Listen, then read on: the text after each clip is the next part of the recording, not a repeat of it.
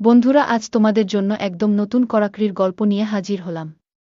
গল্পটি শেষ পর্যন্ত শুনলে তোমাদের ওইটা দিয়ে পানি বেরিয়ে যাবে, আর তোমরা হাতের কাজ করতে বাধ্য হবে। তাই গল্পটি স্কিপ না করে শেষ পর্যন্ত শুনুন। চলুন তাহলে গল্পটি শুরু করি। আপনার পায়ে ধরি, আপনি আমার সাথে এমন করবেন না। আপনি রুম থেকে বের হয়ে যান। আমি আপনাকে বিয়ে করতে চাইনি। আমার মা আমাকে ভয় দেখিয়ে আপনার সাথে বিয়ে দিয়েছে। আমার বিয়ের বয়স হয়নি। আপনি কিছু করলে আমি কিন্তু মরে যাব। আমার স্ত্রীর এমন কথা শুনে আমি রাগান্বিত হয়ে গেলাম, আর তাকে জোরে একটা থাপ্পড় মারলাম। তারপর সে জ্ঞান হারিয়ে ফেলল। আমি তাকে হাসপাতালে নিয়ে গেলাম। তারপর ডাক্তার বলল, আপনার স্ত্রী মা হতে চলেছে। আমি ডাক্তারের কথা শুনে চোখে ঝাপসা দেখতে লাগলাম, কারণ তাকে তো আজই আমি বিয়ে করে এনেছি, তাহলে সে কিভাবে মা হতে চলেছে? বাকিটা গল্পতেই বলছি। ১৩ বছরের কিশোরী রুভি নিজের সদ্য বিবাহিত স্বামীর জন্য অপেক্ষা করছে বাসর ঘরে বসে। ভয়ে তার গলা শুকিয়ে আছে রীতিমতো।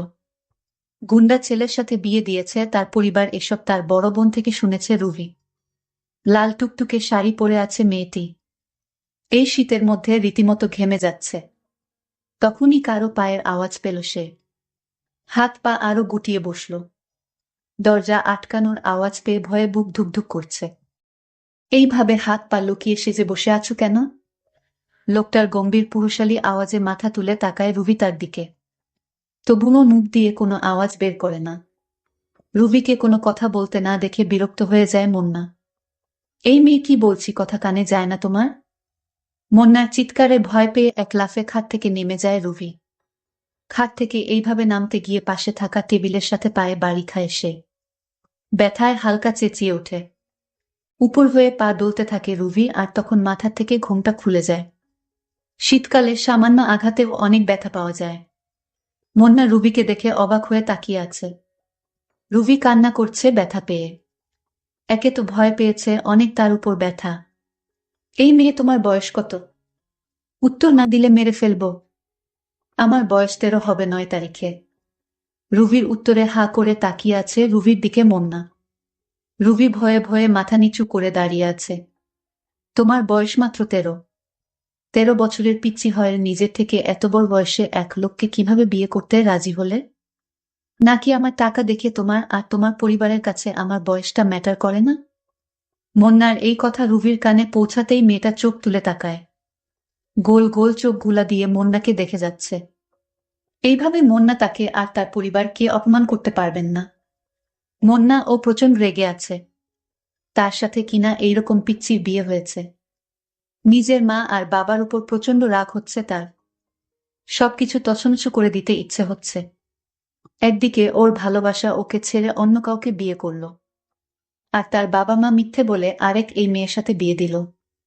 13 বছরের মেয়েকে 19 বছরের বলে তার ঘাড়ে চাপানো হলো। এইভাবে আপনি আমাকে অপমান করতে পারেন না। আপনার মতো বুইড়া রাক্ষসকে আমি নিজের ইচ্ছায় বিয়ে করি নাই। আমার মতো পিচ্চি কি আপনাকে বিয়ে করতে চাইবে? আর আমার বিয়ের বয়স হয়েছে? ওই রুনা আন্টি আমার বাবা মাকে ভয় দেখিয়ে আপনার সাথে আমার বিয়ে দিল।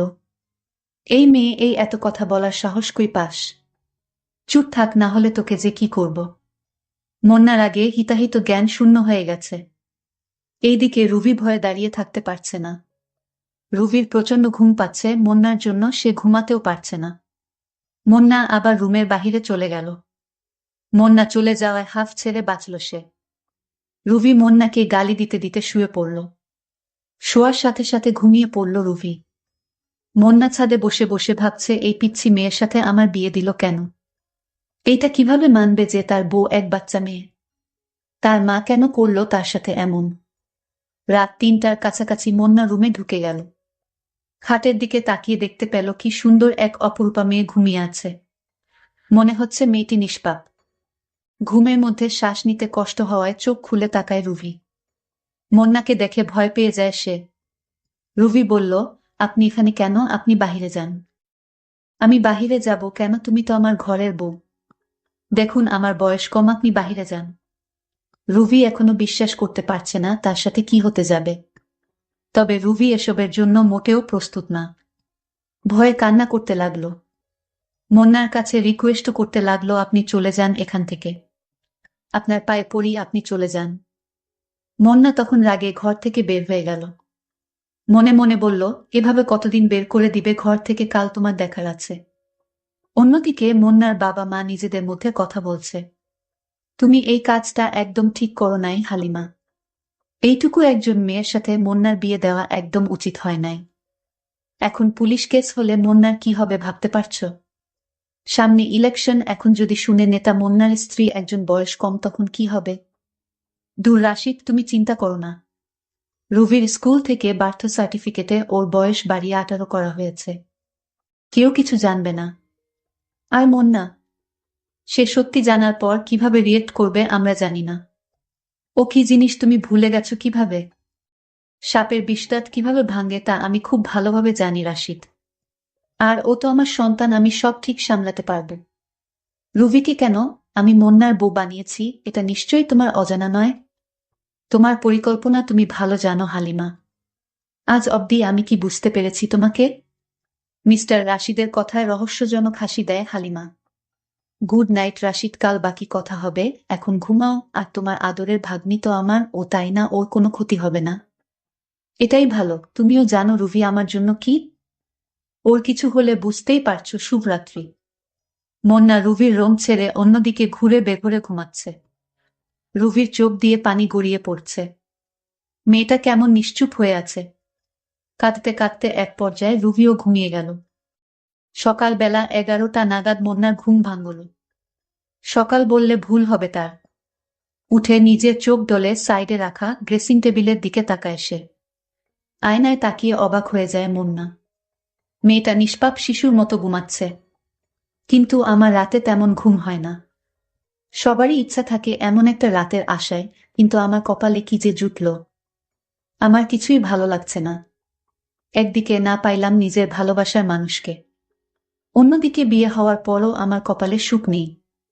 কারণ 13 বছরের মেয়ের কেমন বুদ্ধি থাকবে, বা সে স্বামীর মর্ম কি করে বুঝবে? আমার দুঃখ কষ্ট সে কি বুঝবে? কখনো না। আমি একটা হতাশার মধ্যে পড়ে গেলাম। আমি এখন কি করব তাই ভাবছি। আমি আমার মায়ের কাছে গিয়ে জিজ্ঞেস করলাম, মা তুমি এই পিচ্ছি মেয়ের সাথে আমাকে কেন বিয়ে দিলে? বিয়ে দেওয়ার আগে আমার মতামতের কথা তোমরা একবারও ভাবলে না। আমার ভালো মন্দ পছন্দ অপছন্দ বলতে কিছু আছে তো? মা তখন উত্তর দিল, তোর মতো এমন বেকার ছেলের কাছে কে বিয়ে দিবে? আমি যা করেছি তোর ভালোর জন্যই করেছি। মেয়েটা ভীষণ সুন্দরী, লক্ষ্মী একটা মেয়ে। মায়ের কথা শুনে আমার খুব রাগ হলো। আমি বলেছিলাম, মা তুমি তোমার বোমাকে নিয়ে সংসার করো, আমি আজই বাড়ি থেকে চলে যাব।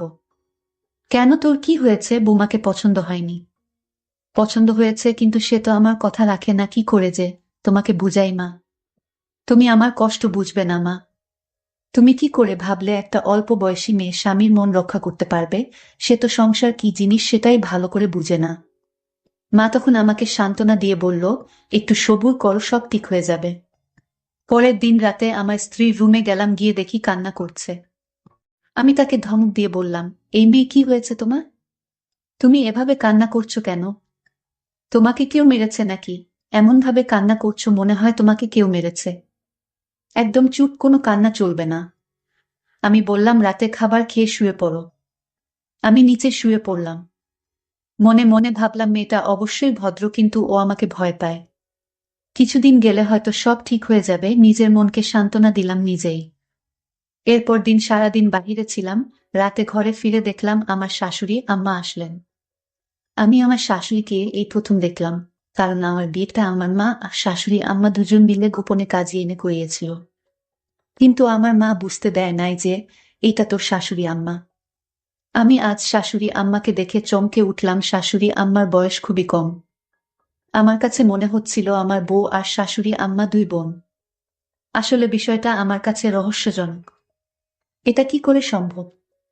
আমি কিছুতেই বিশ্বাস করতে পারছি না এটা আমার শাশুড়ি আম্মা হতে পারে। আমি আমার শাশুড়ি আম্মাকে সালাম করলাম।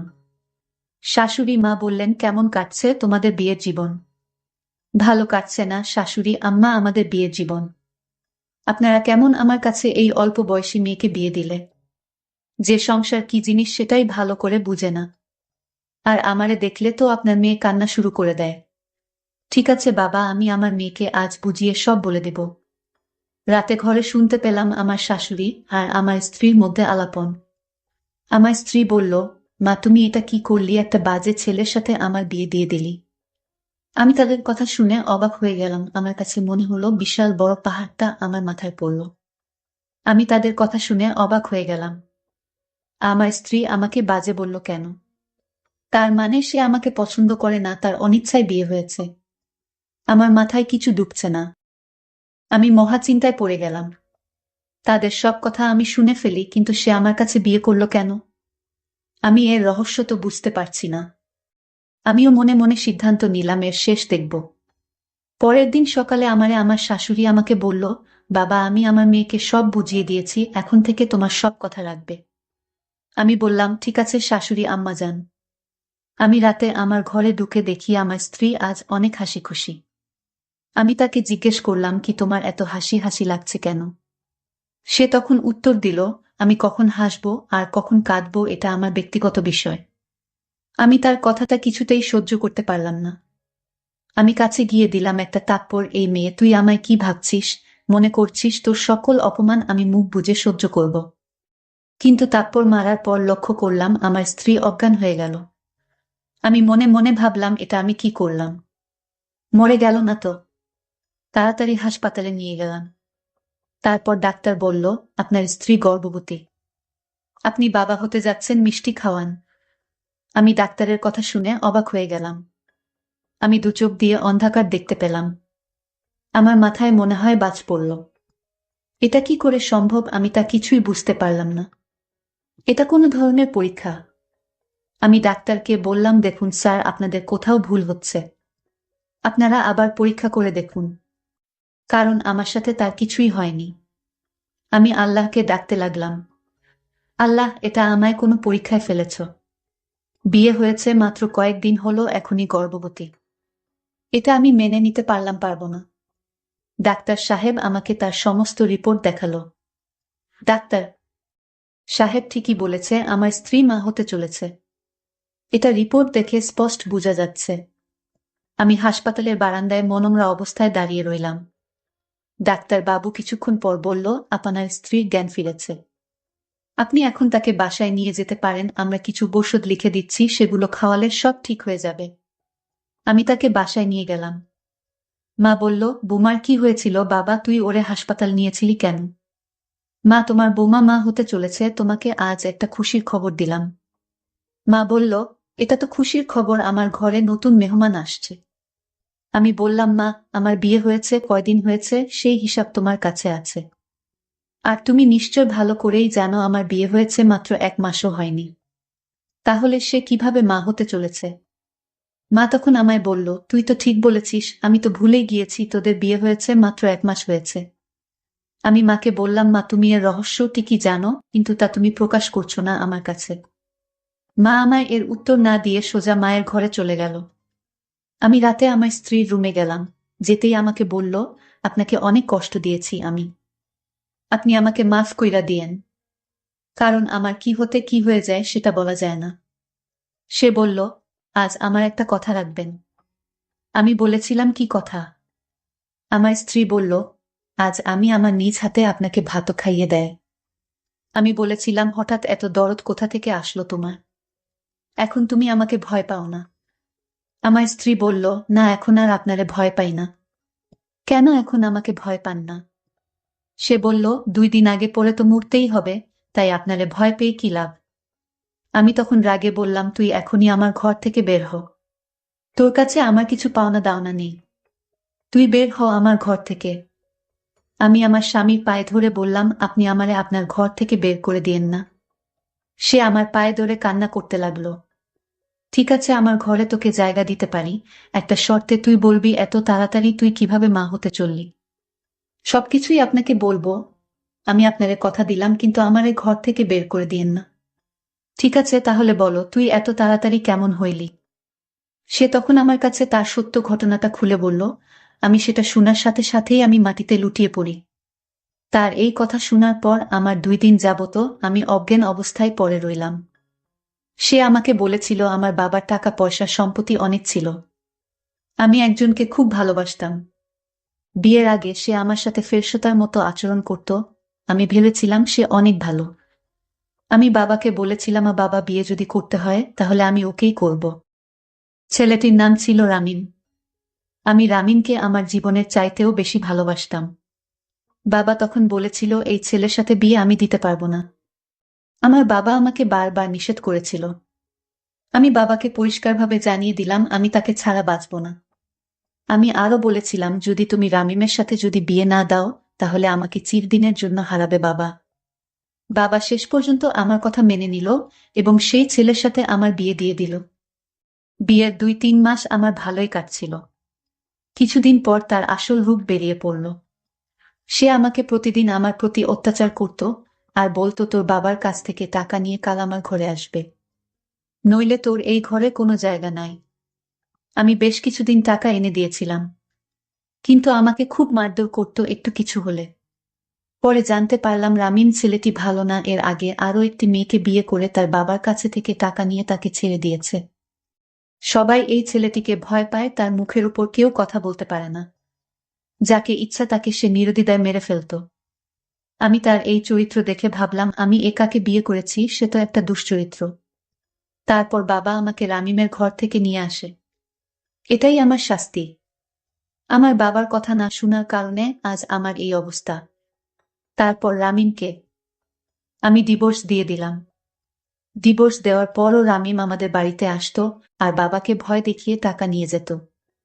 তারপর মা ভাবলো তার ভাইয়ের ছেলের সাথে আমার বিয়ে দিবে, মানে আপনার সঙ্গে বিয়ে দিয়ে দিল। সত্যিকার অর্থে আপনার সাথে আমার বিয়ে হয়নি। আমাকে সেফ রাখার জন্য আপনার ঘরে আনা হয় বিয়ের নাটকে। এটা শুধু বিয়ের নাটক ছিল, কারণ আপনি নাকি অনেক সাহসী, তাই আপনার কাছে আমি সেফ থাকবো, আর তাই আপনার সাথে আমার মিথ্যা বিয়ে দিয়ে দিল। আজ ডাক্তার যে বলল আমি মা হতে চলেছি, এটা রামিমের সন্তান। আপনি ভয় পাবেন না, কারণ আমি এই বিয়েতে রাজি ছিলাম না। আমার মা আমাকে রাজি করাতে বাধ্য করেছে, কারণ সত্যিকার অর্থে আপনার সাথে আমার বিয়ে হয় নাই। মা কৌশলে আপনার বাড়িতে বিয়ে নামক উপসর্গ দিয়ে আপনার বাড়িতে আমাকে রাখা হয়েছে, কারণ আপনার কাছে যদি আমি থাকি তাহলে রামিন ভেবে নিবে যে আমার বিয়ে হয়ে গেছে। যেহেতু আপনার সাথে আমার বিয়ে হয়নি, এটা যেহেতু নাটক ছিল, তাই আমি আপনার সাথে দুর্ব্যবহার করেছি। আপনি আমাকে ক্ষমা কইরা দিয়েন। আমি কাল যেদিকে দুচোখ যায় সেই দিকেই চলে যাব, তাও আপনারে আর কষ্ট দিব না। আমার নাটকীয় স্বামী তখন বলল, আমি যে তোমারে ভালোবেসে ফেলেছি, এখন কি তুমি আমাকে ফিরিয়ে দিবে? আমার